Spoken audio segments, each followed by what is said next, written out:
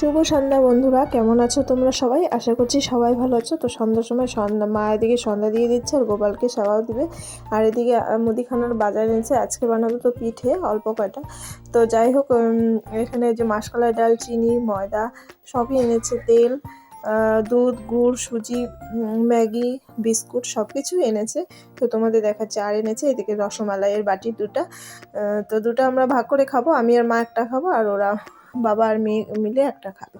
তো চলো, এই যে মামাম খাচ্ছে, এদিকে দেখো রসমালাইটা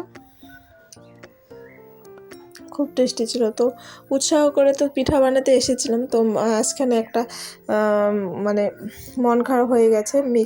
আমাদের মিক্সারটা একটু নষ্ট হয়ে গেছে।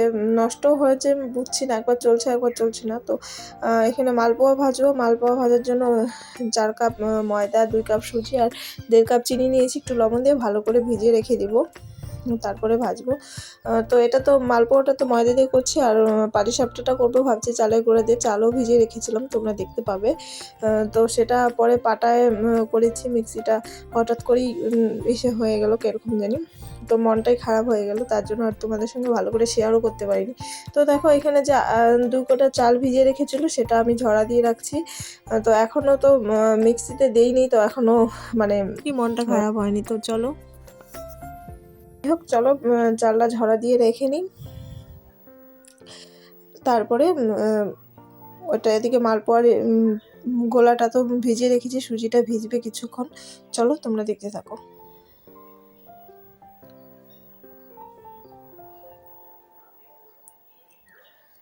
তো তার মাঝখানে আমাদের চা খাওয়া হয়ে গেছে। এখন কি করবো বলো তো? ওই যে বললাম পাটিজোড়া করবো, পাটিসাপটা বা পাটিজোড়া।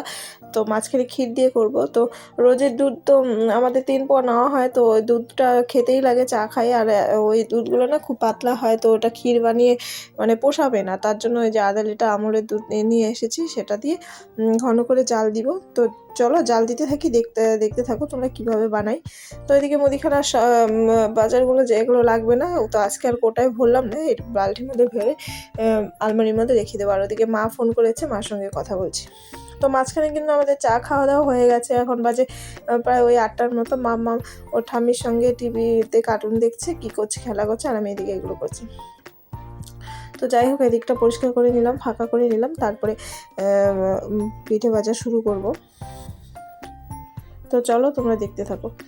এদিকে তার মধ্যে মাঝখানে দুধটা ওইদিকে বসিয়ে দিয়েছি, তো দুধটাও বারে বারে নাড়া দিতে হচ্ছে। রান্নাঘর থেকে যেতেও পারছি না, ভাবলাম যে এদিকে কাজগুলো করতে থাকি।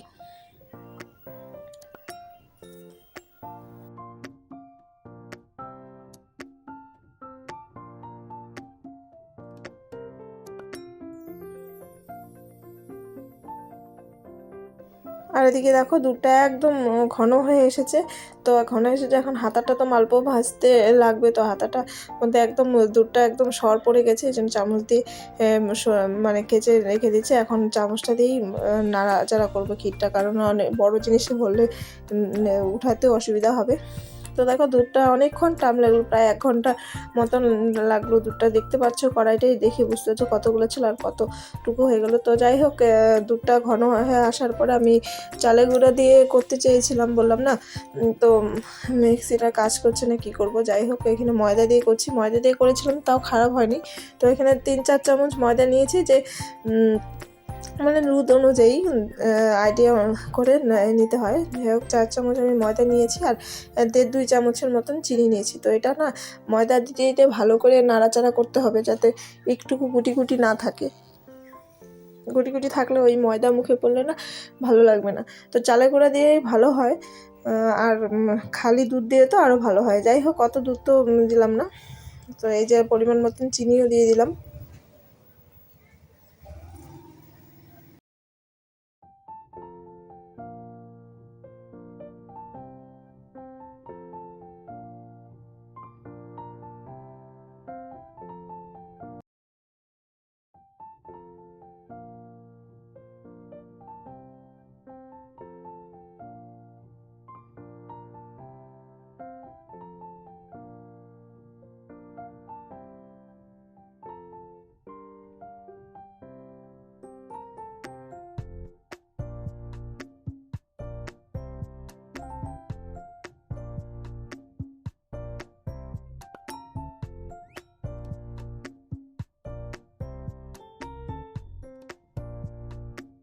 নামাবো, একদম নামানোর সময় হয়েছে, তার মধ্যে এই যে দুধ পাউডারের প্যাকেটটা দিয়ে দিচ্ছি। দুধ পাউডারটা দিয়েও ভালো করে কিন্তু নাড়াতে হবে।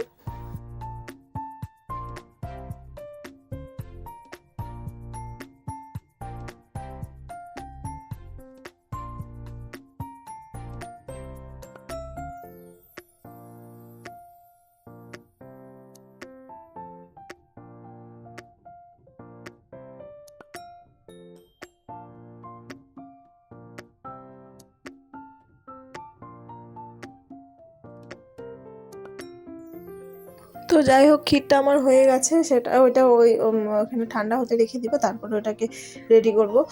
তারপরে এই যে মালপোয়ার ব্যাটারটা দেখো কি সুন্দর ফুলে উঠেছে।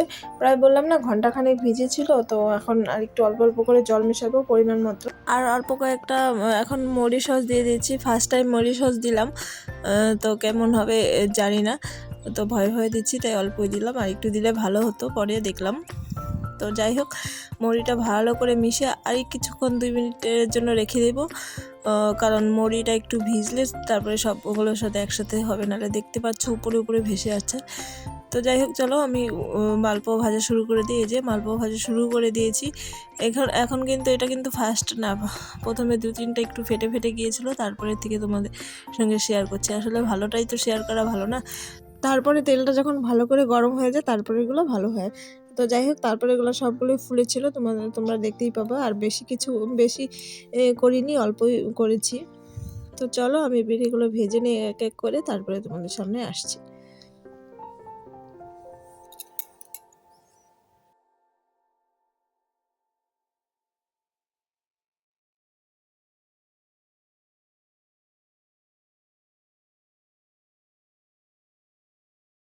ওগুলো ভাজা হয়ে গেছিলো, তো তারপর ভাবছিলাম যে মাটির চুলাগুলো ভেজে নিবো একবারে গরম গরম, মামামের বাবা আসার টাইম হয়ে গেছে, গরম গরম দিব। তো যাই হোক, হলো না, তো মনটাই খারাপ হয়ে গেল। তো যাই হোক, পাটা বের করেছি ভালো করে, তো পাটায় একটু চালগুলো বেটে রাখবো, তো কালকে সকালে করব, দেখা যাক। তো চলো, এই যে মালপোয়াগুলো রেডি। আজকের মতন ভিডিওটা এখানে রাখছি। কেমন হয়েছে তোমরা জানিও অবশ্যই।